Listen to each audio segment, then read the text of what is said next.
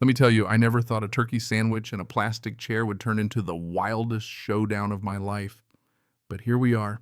Picture this: Nashville International Airport gate, B-23. It's lunchtime, I'm just minding my own business halfway through a sorry excuse for a turkey sandwich, and suddenly, bang, I'm hit with a shriek so loud I'm convinced somebody just set off a fire alarm. That is my seat, and you need to move immediately. The voice comes from a woman in a rhinestone-studded tracksuit who's pointing at me like she's casting a curse. I look up, confused, glance around, folks. There are 50 empty seats everywhere. You could play musical chairs with a little league team in that waiting area and still have leftovers. But here she is standing inches from my face, waving her boarding pass in the air like it's some kind of royal decree. Now I'm Jonathan Kramer, by the way, 38, out of Portland, just trying to get home to Denver after a brutal week of work travel. All I want is a place to sit, charge my phone, and eat in peace. Is that too much to ask? Apparently, yes. Because this lady, Patricia Brennan, though I don't know her name yet, has other plans. Patricia, it turns out, is a professional at making mountains out of molehills. She slams her designer purse down beside me so hard the seats rattle, and then she practically makes an announcement to the whole terminal. I sit in this exact seat every single time I fly through Nashville. 15 years.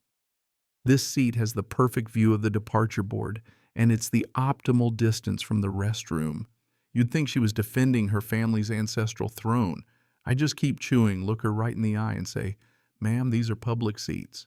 First come, first served." That, my friends, was apparently the wrong answer. Her face goes red, lipstick matching, stop sign red, and she starts waving her phone like a badge.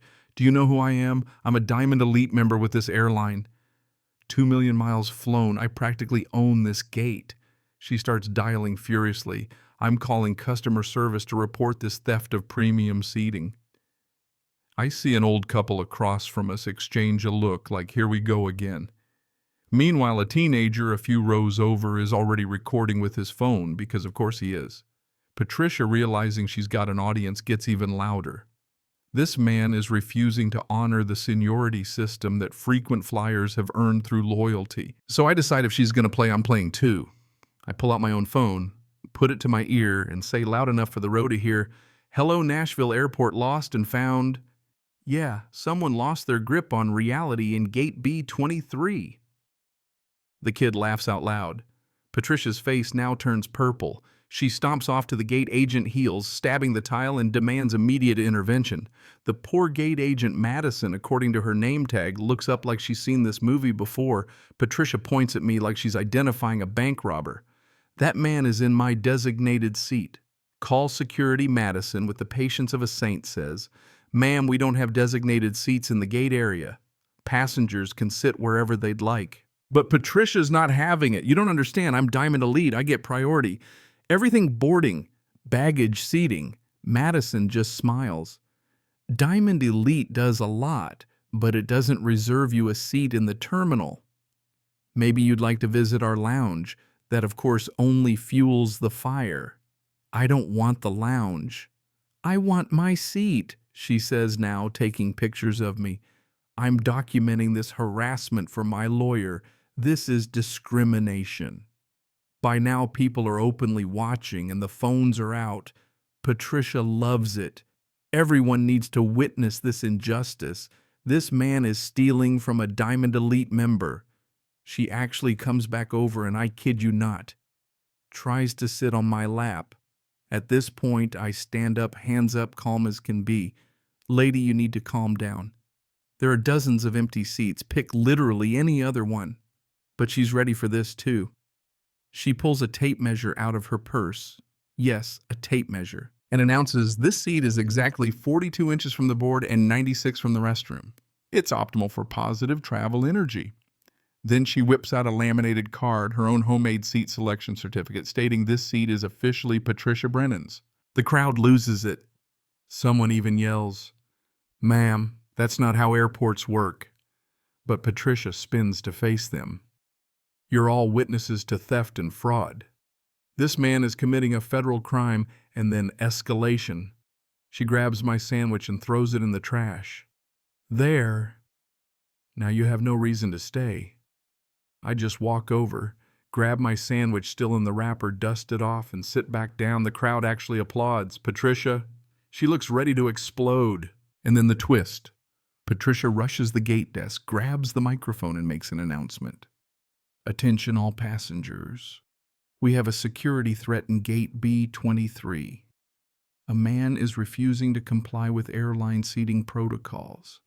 Madison grabs the mic back, but the damage is done.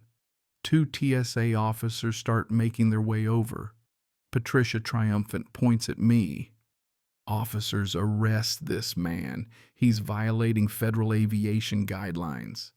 The taller officer, deadpan, asks, Ma'am, what specific guidelines is he violating? Patricia starts scrolling through her phone, stalling. It's here somewhere. The law about priority seating, section something. The officer just shakes his head. Ma'am, there's no such law, but making false security claims in an airport is a federal offense. Patricia's mood shifts instantly. I'm not making false claims. I'm a victim here. This man assaulted me, but now the whole crowd's involved. No, he didn't, shouts the teenager holding up his phone. I got the whole thing on video. Other passengers chime in showing recordings. Patricia changes tack again, pulling out what looks like gum wrappers and an old granola bar from her purse. Officers, I have a medical condition. I need that seat for my emotional support needs. She fumbles but produces no actual documentation.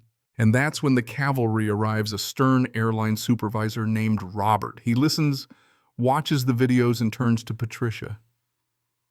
Ma'am, I'm going to need you to come with me. She's stunned. For what? To press charges on him, Robert says.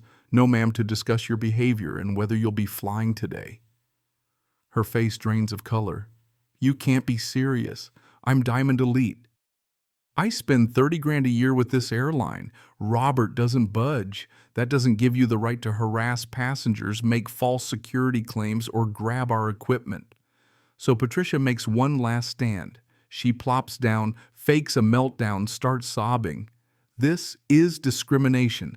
I demand to speak to the CEO. But Robert's not done. He checks his tablet. Ma'am, I see you've had 17 complaints filed in 3 years for similar incidents. You're already on our watch list. The crowd gasps. No kidding. Patricia jumps up. Those were misunderstandings. Jealousy of my status. She points at me. He probably works for a rival airline. I just laugh. Lady, I work in IT. My only rival is my next project deadline. The TSA guys step in. Ma'am, we're going to need you to come with us now. Patricia backs away, shouting, Don't touch me. I know my rights. I want my lawyer. She dials frantically. Harold, I'm being detained for no reason. The officers wait, unimpressed, until whoops. Patricia swings her purse and actually hits one of the officers. Barely, but enough. Ma'am, you're now under arrest for assault of a federal officer. And the place absolutely erupts. Phones go up, people cheer, and Patricia is cuffed and led down the terminal, yelling about lawsuits and discrimination. And you guessed it, Diamond Elite. Finally, Madison gets on the mic. Ladies and gentlemen, we apologize for the disturbance. We'll begin boarding flight 814 to Denver in 15 minutes. I sit back, finish my sandwich, and Robert comes over to apologize, offers me a first-class upgrade. I accept because, hey, why not? As we board, I hear Madison say, Patricia's been placed on the airline's no-fly list pending federal investigation. The last time I see her, she's still yelling about her status as TSA walks her off. 2 weeks later, scrolling through the news, I see Patricia Brennan sentenced to 6 months probation, fined 10 grand for assault and making false threats in an airport, permanently banned from 3 airlines, stuck on the TSA watch list. So yeah, that's how my quiet lunch turned into the most entertaining flight of my life. Makes you wonder, doesn't it? All that for a plastic chair and a little attention. So here's my question for you. When's the last time you saw entitlement backfire that hard? Drop your wildest airport stories or your take on justice down below. I'll be reading every single one. And if you've ever survived a gateside showdown, hey, you're not alone.